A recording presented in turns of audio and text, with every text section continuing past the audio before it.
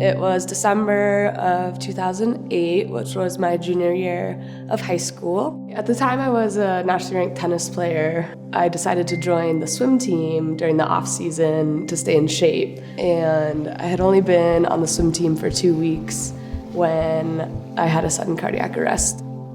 I was just on my very first lap towards the end of the deep end, and I remember feeling short of breath. And then the next thing I knew, I blacked out. I was down for 9.5 minutes, which is a long time. And then it took 2 shocks from the AED to restart my heart.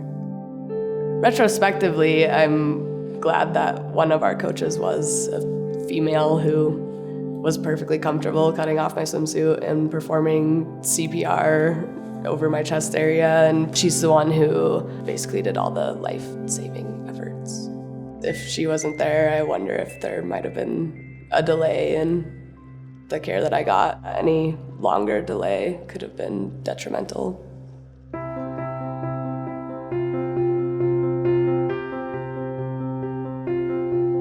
When we think about sex and gender, we've actually found that there is a 5% absolute difference between men and women, with women receiving less bystander CPR than men. It's a sizable difference when you're thinking about individuals who are receiving a life-saving therapy. That's kind of what we're working with right now to try and reduce this disparity. It shouldn't matter if you're a man, a woman, if you're a different race, ethnicity, age. It shouldn't matter who you are. You should receive bystander CPR irrespective of those factors. Men and women are different. I think most people know this, but may not realize the depth of those differences. And we need to have enough good treatments for women and men.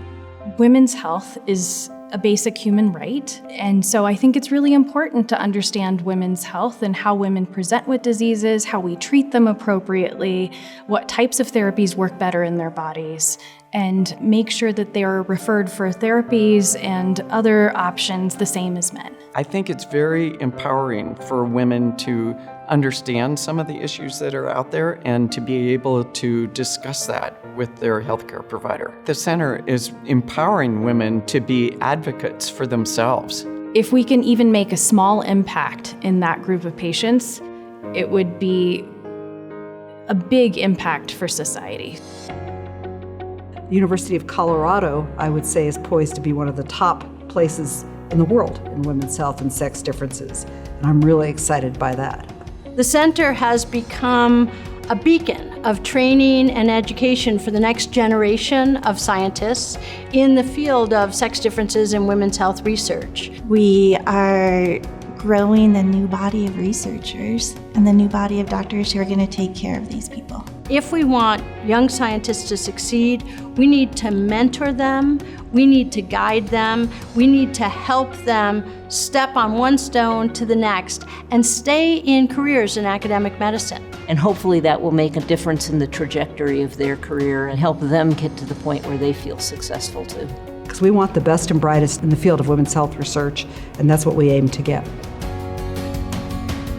I'm a 4th-year medical student studying to be an anesthesiologist. It was really critical that CPR was there so that I didn't have any cognitive deficits and I'm able to pursue this route. I think we've come very far, but that doesn't mean we don't have a long way to go. I think there's tremendous hope for the future. Unfortunately, people don't get involved until something like this happens to them or to a loved one because it kind of hits closer to home. So you don't have to be a researcher to be involved in research. Contribute, especially to the Center for Women's Health Research. Without their seed grants, I would not be where I was today. And those seed grants have been funded by, one, the hard work of our board of directors and the community and the fundraising efforts that have gone there. The difference that the public has made is incredible. It has changed the possibilities forever. And it will allow us to change the future of women's health. You don't have to have an MD behind your name to be able to save lives and help people.